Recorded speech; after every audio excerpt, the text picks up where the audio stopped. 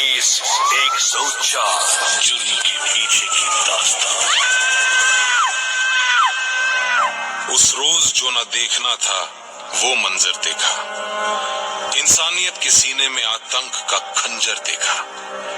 खुशियों का सहरा तो इंतजार में रह गया जब मां की आंखों ने बेटे का कफन देखा। आतंकियों के हमले के जवाब में आखिरकार लगभग 2:30 बजे Indian navy commando unit Marcos और इंडियन आर्मी की कई दूसरी यूनिट्स मुंबई पहुंच चुकी थी और मार्कोस का ऑपरेशन डार्क टॉर्नेडो शुरू हो गया।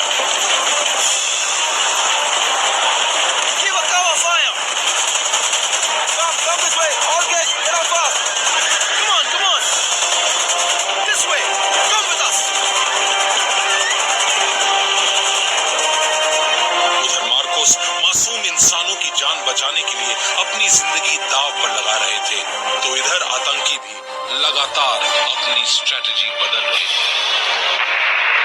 अच्छा, कमरे में जो पर्दे शते है ना, उनको इकट्ठा कर लो और आग लगा दो। आग लगाने में देर लगती है जी, हम लोग ढूंढ रहे हैं। क्यों, कोई नवा कमरा क्लियर करने लगे हो? हाँ जी, हाँ। अच्छा, पहले आप आग लगा दो, समझे? आप आग लगा दो, आप आग। हाँ जी, एक बंदा आग लगा के थल्ले आ जाएगा, समझ रहे हो ना? भाई गद्दे खींच लिया, जो मिले जल्दी करो। भाई गद्दे खत्म हो गए भाई।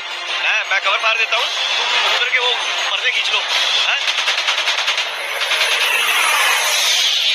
26 नवंबर देर रात 3 बजे अचानक ताज होटल से कई बड़े धमाके सुनाई दिए। आतंकियों ने ये धमाके सेंट्रल डोम के नीचे किए थे। सारी दुनिया टीवी सेट्स पर आतंक की ये भयानक तस्वीरें लाइव देख रही थी। ये हिंदुस्तान के इतिहास में हुआ अब तक का सबसे बड़ा आतंकी हमला है। Live pictures of the terror attack. Here you can see the historic एक बड़ा धमाका हुआ है और उससे आग की लपटें और तेज हो गई है कि आपके सामने है ताज होटल। हिस्टोरिक ताजमहल होटल धू-धू करके जल रहा था। आतंकियों ने ऐसा जानबूझकर किया था क्योंकि वो सिक्योरिटी फोर्सेस के आगे बढ़ने की रफ्तार को थाम देना चाहते थे और उनकी ये चाल कामयाब भी हो रही थी क्योंकि सेंट्रल डोम में आग लगाने के बाद से सिक्योरिटी फोर्सेस की आगे बढ़ने की रफ्तार काफी कम हो गई थी। अच्छा, अब सबसे जरूरी आपका जो सबसे बड़ा टारगेट है ना, हाँ जी, ये जो, हाँ जी, सुन रहे हो, ये जो ताज है ना, ताज, हाँ, इसको कवरेज देना है मीडिया का, समझे? हाँ जी। नीचे सारी पुलिस जमा है, फौज आ रही है। हाँ, आपके होटल में लोग बचे हैं कुछ, हाँ, ये लोग बचने नहीं चाहिए। हाँ जी, समझ रहे हैं आप? इंशाल्लाह हो जाएगा।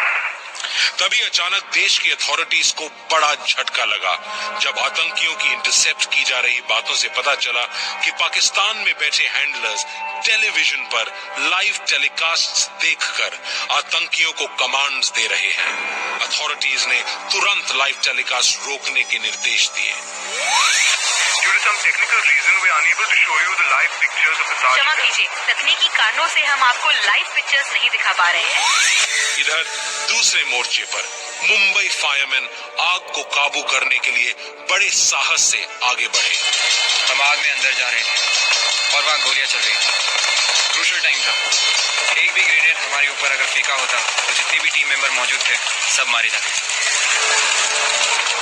26 तारीख की रात के ऑपरेशन के बाद 27 नवंबर की सुबह तक ही डोम की आग पर काबू पाया जा सका।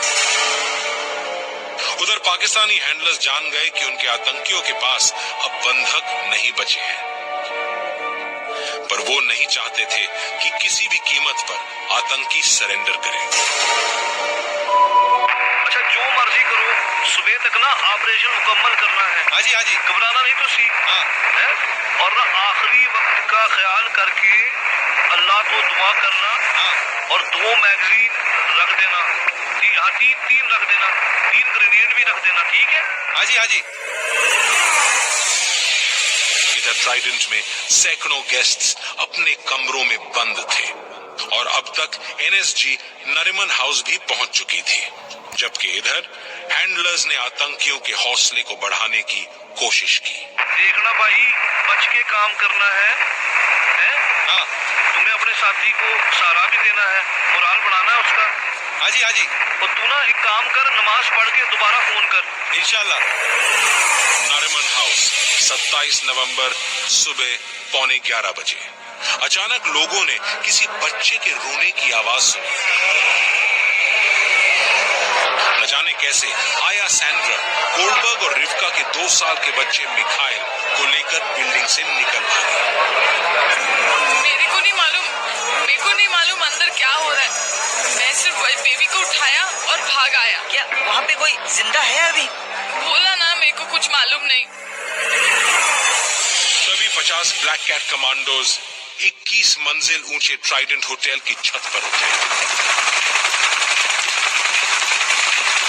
Go, go, go, go, fast!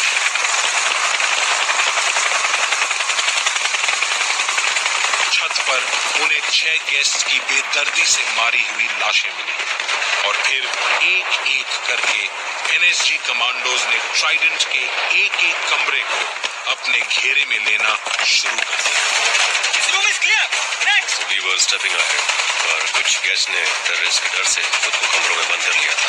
They couldn't believe we are commandos, so we were not able to clear all the rooms. इधर ताज में भी एक एक रूम सर्च किया जा रहा था। यहाँ अभी भी एनएसजी को आतंकियों की सही गिनती का अंदाजा नहीं था और उनको लगातार आ रही फायर और धमाकों के बीच पूरे 365 रूम्स क्लियर करने थे। 27 नवंबर शाम 5:15 बजे ताज में एक बार फिर से आग भड़कती दिखाई दी। फायर फाइटर अपनी ओर से ताज हेरिटेज होटल को बचाने की भरसक कोशिश कर रहे थे। अरे लैडर उठाओ! अरे जोर से लैडर उठाओ! और ऊपर! अरे और ऊपर पानी नहीं पहुंच रहा है! अरे वाटर कैनन! 27 नवंबर शाम 7 बजे अब तक ताज के बड़े हिस्से को क्लियर करके करीब 400 गेस्ट्स को बचा लिया गया था, जिनमें कई घायल थे। Come, this way! All guests, get out fast! इधर सूरज डूबने लगा था, पर तभी ट्राइडेंट होटल से तेज लपटें निकलती हुई दिखाई दी। अचानक 18वीं मंजिल ने आग पकड़ ली थी। अंदाजन ट्राइडेंट होटल में अभी भी 200 लोग फंसे हुए थे। 28 नवंबर की सुबह इधर एनएसजी कमांडोज पूरी ताकत से ताज और ट्राइडेंट में रेस्क्यू ऑपरेशन में लगे हुए थे, पर इस रेस्क्यू ऑपरेशन में मेजर कृष्णन शहीद हो गए। इस जाबाज मेजर के हौसले की मिसाल उनके आखिरी शब्द हैं, जो उन्होंने अपने साथी कमांडो से कहे। Okay, commandos, stop that rolling. Don't come up. I will handle them. Krishnan अभी आगे बढ़कर आतंकियों से मुकाबला कर ही रहे थे, तभी उन्हें एक गोली लगी।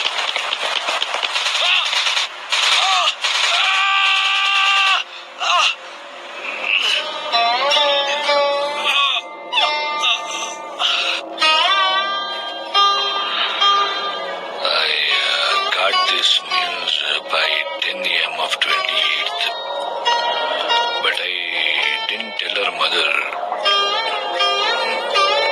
How could I? उधर खबाद हाउस में एनएसजी कमांडोज ने आतंकियों को खत्म करने के लिए रॉकेट लॉन्चर्स तैयार कर लिए थे। Don't have any options. Get ready with the launches. जबकि पाकिस्तान में बैठे हैंडलर्स सारी घटनाओं को बड़े ध्यान से देख रहे थे। सवाल ये था कि जैसे जैसे इधर मार्कोस का शिकंजा कसता जा रहा था, हैंडलर्स की स्ट्रेटजी क्या रुक लेगी? मुंबई के इतिहास की सबसे खतरनाक दास्तां का शेष भाग हम लेकर आएंगे कल।